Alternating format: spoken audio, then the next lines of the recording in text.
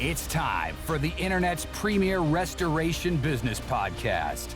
Let's go with Gokul Padmanabhan, a thoughtful listen on creating your business legacy. Your leading source for selling your restoration business. And now your host and America's #1 restoration reseller with over $500 million in restoration businesses sold. Here's Gokul Padmanabhan. Hey everybody, I'm Gokul from Restoration Brokers of America, and welcome to another edition of Let's Go. So we're continuing our summer series on squeezing more juice out of your business. And today I got a really special guest, a brother from another mother, Scott Miller. Scott, welcome to the show.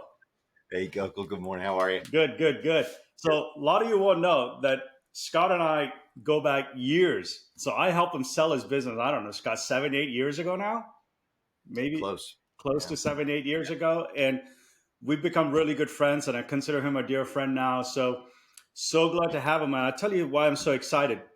Scott, we've done so many transactions over the last 10 years. And I talk about your business even till today as one of the best run, smoothest operated, high margins. I don't want to say stress-free, but maybe the most organized business that I've come across ever. So thanks for coming in, man. Appreciate it. Oh, my pleasure. Thanks for having me. So let's do, okay. So our first episode, we want to talk about sales, right? And sales teams. Yeah. And it's really interesting. You know, we were starting to talk about squeezing more juice out of your sales team. And a lot of people in our industry think about, you know, they're just stacking problems on problems. They're stacking people on people. They're hiring more and more salespeople. And then they wonder why they're not getting results, right? What are you seeing over there? I know you've done a ton of research on it. Yeah. So one of the things that I see, and I just started a sales academy, restoration sales academy, and it's for owners that have a salesperson or maybe two that they don't feel like they're spending enough time with them, right? They're not holding them accountable. They're not setting expectations. They're not role playing with them, helping them with common objections. And so that's what I see a lot of. An owner decides it's time to hire a sales rep because we want to diversify referral sources. So let's hire a sales rep. And a lot of times they hire them and don't do these basic things like set expectations for what their sales activity should look like, who they should be calling on, how often they should be calling on them, what kind of results they should expect. They just kind of point them in a direction and say, go and hope for the best. Right. Doesn't usually work. So every once in a while, there's a rock star who, can just do their own thing. But so how do you do that, Scott? So let's say that, like you said, let's say I'm sitting here, I'm an owner, and I'm saying, I need to diversify my revenue. I need to increase my revenue. Whatever. I'm spending $100,000 a year on sales and marketing, or $200,000, or whatever the budget might be, and I got to get, it all comes down to cost per lead, right? So and I'm saying, hey, I need to be able to get whatever, increase 10% or 20% revenue with the same amount of cost. Let's go through that whole process. Let's go through that process. What should we do when I'm sitting there at that moment and saying, okay, I'm spending X and I'm getting Y in return, or I don't even know what I'm getting in return. Where do I start in that whole process? When you're deciding to hire a sales rep? Yeah. Or when you're thinking about diversifying your revenues, your sales, your lead generation sources. Yeah. This conversation could go in a couple different directions. It's going to go all over, but it's all going to be full of nuggets. Yeah, so. Absolutely. Yeah. So I think if you're one of the things that I work with clients on is what can we leverage that you already have right in front of you, right? So maybe it's a first step before you even hire a sales rep. For example, you're getting work and they're insurance related jobs. So there's just about always an agent. There's always an adjuster. What are you doing to leverage those relationships? And a lot of people will say, well, we really can't. It doesn't make any sense to spend time on those those two relationships, an agent and adjuster, because of TPAs, and they can't refer. And in theory, it might be true, but in reality, it's happening every day all over the country. Agents and adjusters are still referring. So low hanging fruit, I think, is those two.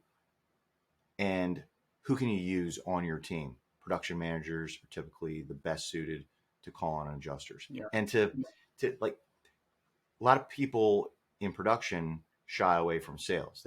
I'm not a salesperson, and it doesn't have to be like that, right? Adjusters don't want to be sold to. They want to know how you can make their life easier and keep everybody happy, right? So I work with clients a lot on the production side, selling to adjusters. So this is one thing you can do without adding any overhead, right? No extra employees to have to come on board to help with that. How do you do that, Scott? Let's take it through. Yeah. Let's go through this in really detail. So I think Okay. you got so much knowledge and so much experience from running Miller. Let's break it down, right? So let's go to the anatomy of the whole thing. You just got Yeah. a job. You're going Yeah. out. You're meeting the adjuster or whatever. You finish the job. Right. How would you play that out? Yep. It's a great So way to start too, right? Because like it's no extra money. It's a low hanging fruit. it is.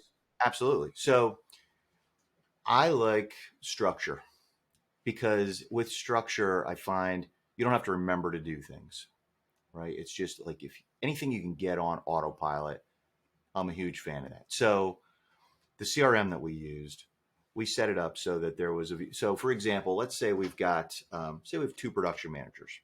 We're going to assign adjusters to those production managers, and say it's 30. Mm-hmm. I want them contacted every 3 weeks. Leave a voicemail, send an email, send a text message. So that's the structure. Simply assign 20 to 30 adjusters to a person or two people or three people, have them contact them every 3 weeks.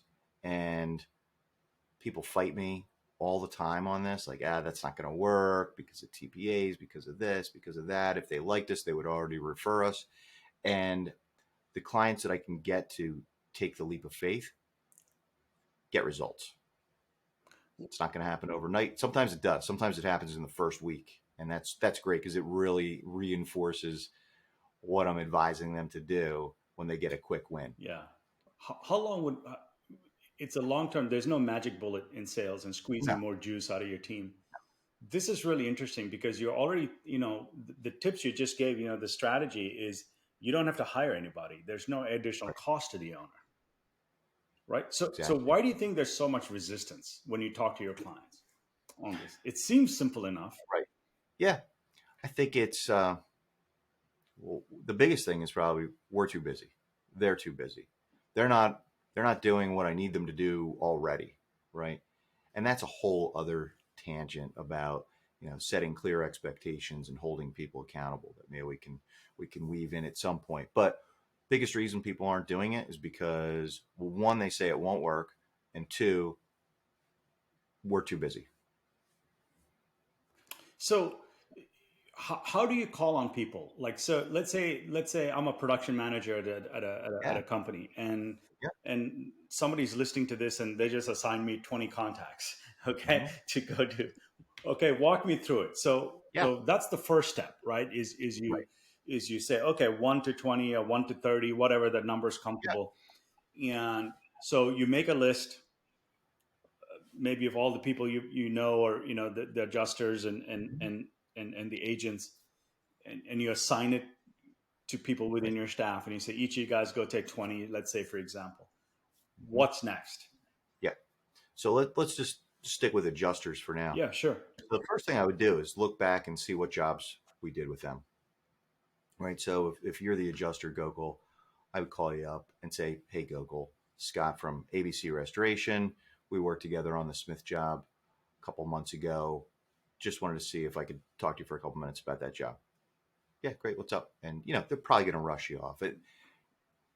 in most cases, you're going to get their voicemail, which we Right. can also talk about. So I just want to have a conversation with you, refresh your memory on the job a little bit. And, how do you think it went, Gokul? Right? How did we do? What can we do better next time? What did the insured have to say about us? What can I take back to my team? How can we learn from this? What can we do better next time, if anything? Right. Right. It also might be, hey Gokul, that Smith job was a water job that we worked on in name the town. Right. I just want you to know, a lot of times people think of us as just a water company. Wanted to make sure you know that we did fire, we did pack outs, we do contents, we're full service. I know we didn't do the rebuild on that job. Keep us in mind. Right. Low key. You don't want to come across salesy. They don't like that. I mean, who does, right? It almost sounds too simple. So here's my question: why aren't people doing it? If it's this simple, why aren't people Right. doing it? I'll tell you what. I mean, why don't people do things that they know they should? Well, so again, the first roadblock for me as a coach is to convince you that this is time well spent. Right. That's the first hurdle for me. I've got to convince you it's time well spent, because if you just have it in your head, this is a waste of time. So again, that's the number one block, because people will say to me, that carrier is represented by a TPA, so there's no point at all in me calling on an adjuster from that carrier. And I say, okay, that's great in theory, but I can tell you all over the country, that carrier has adjusters who refer my clients from time to time, Wow. sometimes regularly. Right. So it could be TPA assigns a contractor, insurer doesn't like them, kicks them off the job. Now, imagine I've been calling you, emailing you, texting you, leaving a voicemail every 3-4 weeks, right, for the past year. You say, I remember that guy, Scott, saying, you know what, if you ever have a difficult customer, if you have a tricky situation, just, whatever you need help with, give us a try. We're here for you. You're going to be happy that you gave us a try. And you think, oh, geez, Mrs. Smith just threw XYZ restoration off. Especially like if the contractor's on the program, right? So Scott's been calling me. I know he's on our program. I also know I'm not allowed to refer, but there are these oddball situations where I need to get somebody out there. Right. And I know, right? So that's one situation. The other situation is claim gets called in. The insured declines the program, says, no, I've got somebody. Adjuster gets assigned, calls them a couple days later, and finds out nobody has come, right? So Mrs. Smith says, oh, you know what? I thought I had somebody. Our local handyman was going to do it. He came over and he said, no, this is beyond him. I need somebody, right? So that's another. So those are just two scenarios. So back to sounds too easy. Why aren't people doing it? Right. So that's number one. People don't believe that it can work. And it's such a small time investment. So that's the next thing. So the next place I go to is I say, like, Gokul, all right, I know you don't believe me, but it's a pretty small investment in time. If you call 30 adjusters, how many people do you think you're going to talk to versus how many voicemails are you going to get? Most of And them they're are going to probably say, voicemail. oh, Yeah. I'm going to get mostly voicemail. Yeah. Okay. How long would it take you to leave 30 voicemails? Yeah. 30 minutes? Could be. Yeah. Trust me. Take 30 minutes once a week and do this for a month, maybe 2 months, see what happens. So why don't people do things like, why did I not work out this morning? Because I said, I don't have time, right? Really? You're 7% body fat, man. That's why. Yeah, right. You don't need to work out, Scott. Yeah. Why don't we do the things that, why don't we try new things? That's another thing, right? Why don't people try new things? I don't know, fear, you get into a groove, right? Like, I think that's why. Listen, Jenny and I are going through the same discussion here at RBA, right? Like we're going and saying, hey, did we chase too many shiny objects? Could we go back to basics in marketing? I think that's a human, because, we're reading books, we're listening to podcasts, we're Filled with as ideas, owners, right? we're always trying to, I guess, improve. People are listening to this podcast with literally trying to squeeze more juice right out of the Yeah. business and trying to get that one nugget or something that they can implement. I think there's and here, even an RBA included, to be honest with you, that it has to be complicated Hmm. That I don't know if that makes sense, right? I mean, like Yeah. you're looking for complication in your Right. sales strategy. Yes. Right. And for me, it's who are we going to call on? How many calls per day or per week? What are we going to say? Like, give some guidance on what are we going to say. You ask a good question, like, what's the next step? You've got these 20 adjusters now. What am I going to say to Yeah, them? Right. yeah, So yeah, just a very simple plan. Here's who we're going to call. Here's how often we're going to call on them.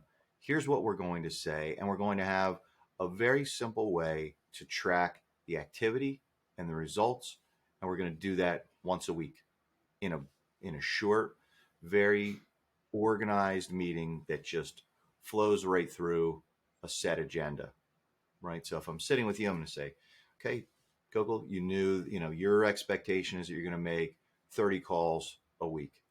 Let's look at your scorecard. How'd you do? 27? That's pretty good. 12 this week? What happened, right? Have a conversation about what got in your way. Results, right? We want to see one referral a week, maybe in the beginning, maybe one a month, right? It'd be better than what you have now, which yeah, is zero. yeah.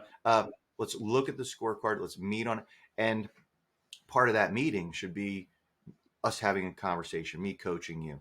Tell me about, what are the roadblocks, right? I can't get anybody to call me back. I've left 29 out of 30 were voicemails, not one person calling me back. Okay, let's talk about it. What are you doing now? What are you saying now? Let's try something different next week. See if the results are different, right? Right. So just this slow and steady. Just keep going, making small changes, looking at the results, holding that person or those people accountable so that they know it's important, because a lot of times people they'll start something new. They'll start this new initiative. All right, we're going to call on adjusters and big launch, right? You tell your team we're going to do this, and now the owner doesn't follow up. Like it loses steam, right? I always try when I'm getting a team to do this. I've got this one-page PDF for people to track what they're doing. It's really really simple, and I get the owner to do a little contest, like first person to get a referral gets whatever $100, Mm-hmm. or the biggest referral that comes in the month gets something, or to have some fun with it. No, that sounds great. So I'm telling you, this is a nugget, man. I think as business owners, like we're always chasing the next promise that somebody's making, right? You do this one thing and your business is going to double and triple. And, and I think you hit the nail on the head. It's more about doing the basics, but doing it consistently over time and letting it just take root and bear some flowers, right? I mean, that's Yeah, we're going through that at our own firm because every month there's a bestseller and there's Amazon books and absolutely. audio books and all that kind of stuff. A lot of noise around marketing. Correct. So, Scott, Absolutely. let's dive this a little bit deeper. So, Yeah. we kind of walked through this anatomy, right? So, we kind of said, okay, we assigned the jobs. I mean, the adjusters. Let's just zero in on the adjusters. Mhm. Then it's about just making phone calls and saying, "Hi, we're here. Here's what we do." Start building those relationships. Now, let's talk about the third component of it. Let's talk about how do you track, how do you report. Let's dive into that part a little bit. Probably everybody, or just about everybody watching this, will be using some type of production management software, Right. industry specific, and they'll probably be using QuickBooks Desktop or QuickBooks Online. The reporting is really it's really easy. Uh, so let's see, just from a sales standpoint, right? It's simple. A job comes in, you in the CRM, you're capturing your referral source. Hopefully, if you're not, please start that right away. Yeah. Uh, and then you're also capturing it in QuickBooks. So in some cases it might sync. If not, you might just have to choose sales rep in QuickBooks Desktop or QuickBooks Online, and it's very easy to report on it. In my business, reported on it monthly, paid monthly commission, and couldn't be more simple to report on. So if you look at let's say I'm the sales rep and you're like, hey Goku, you got to make 30 calls a week. Mhm. right? What does that rhythm look like? How would an owner monitor to make sure the person's making the 30 calls, they're Hmm. meeting? And I'm getting really deep into this, right? Because I think this is where a lot of owners struggle, because they're thinking big picture. I do the same. I rattle off five things and then I'm gone, thinking it's going to get executed, and then I wonder why it's not, right? Hmm. So um, Okay. how do Yeah. you make sure that you're not running that this whole project out of pure momentum, and there's a sense of commitment and a sense of week after week, month after month? How do you keep tracking it over and over and over again? Uh, I mean, is so it I weekly meetings? Is it monthly yeah. meetings? Is it, I mean, Oh, how no, do we do definitely that? weekly. Definitely weekly. So I mentioned the idea of using a scorecard Yeah, for activities and results, because I want to see both, right? I want to see the activities that are going into whatever the process is, and then that's going to yield some results, right. hopefully, right? That's the intention. So it's a combination of looking at the weekly scorecard with the person, and it's also a, it's looking at their notes, right? And so this is a challenge in, I don't think just the restoration industry, but people don't like to make notes in their CRM or their Oh, production yeah. management Tell me software, about it. right? Hmm. Why? Too busy. So, but notes are really important and good notes. And I tell people that I'm working with in my Restoration Sales Academy, the better the notes you put in, the more I'm going to be able to coach and help you to make more money, right? That's a salesperson should be driven to make money. So the better the notes, the better the owner can coach their sales rep or their production manager. If it's a case of the production managers calling on adjusters, there's got to be good notes in there. So, left voicemail for Joe. I can't help you if I have that, right? Or if you're going to meet a property manager and you have a conversation and you say, like, met with Sally and she's going on vacation with her kids next week to Myrtle Beach. Like, okay, that's good, but what else, right? Right. Where are the notes about the business? Like, what's currently going on in that property management company? How are they giving work? Who are they giving work to? How many properties do they manage? How many square feet do they have under management? Uh, so back to practical, how can an owner help ensure the success of this slow and steady process? Again, this might not be popular, but look at notes daily. Wow. So Really? just Okay. so, Wow. and I had with the CRM that we used, Yeah. it was a very, very simple. It might not be with all CRMs, but it was a very simple process. Throughout the day, when I was in our CRM, I would just look at the activity for today.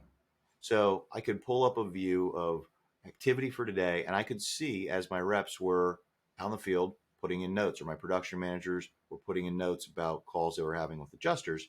And I would just glance at. I mean, this is the kind of thing. Literally, I would take a minute or two once or twice a day, just scan the notes. Every once in a while, I wouldn't. A couple days would go by, a few days would go by. And what would happen is, especially the sales reps would say, hey, like, you want me to put these notes in and you're not giving me any feedback, which I love. Like, I love being called out by my team. Like, Really? Wow. call me out, right? Because, and I get it. Like, if I'm asking you, Gokul, to put notes in every stop, somebody better, like, there is benefit for the rep themselves, Correct. even if nobody ever read the notes other than the rep. Right. But if I'm asking you to do it, I think the thought, if you're asking me to do it and you're my manager, I want to know that you're looking at them, Right. right? Uh, so anyway, I'm getting off on a little bit of a No, that's tangent, okay. but Let's go. I think Let's go where you want to go. Absolutely. These are the nitty gritty that I want to go in today. yeah, Yeah. it's so important to. So in my group of salespeople that I work with, I've got a couple people that send me their notes, an activity report every day, and I've got a couple people that send it to me once a week. And I work with some clients who I'm coaching the owner on how to be a better sales manager with their team because they want to manage their salespeople themselves. They don't want to give them to me and put them in my group, which is great. Either way works. But what I tell the sales reps that I work with is, again, like I said this before, but it's just so important. The better your notes, like the more I can know about the conversations that you're having and the objections that you're facing, the more I can help you, the more I can coach you, the more you can help yourself too. Because I find a lot of times I'll ask a sales rep, this is my favorite business acronym, LBNT. LB is, what did you like best? That's the LB.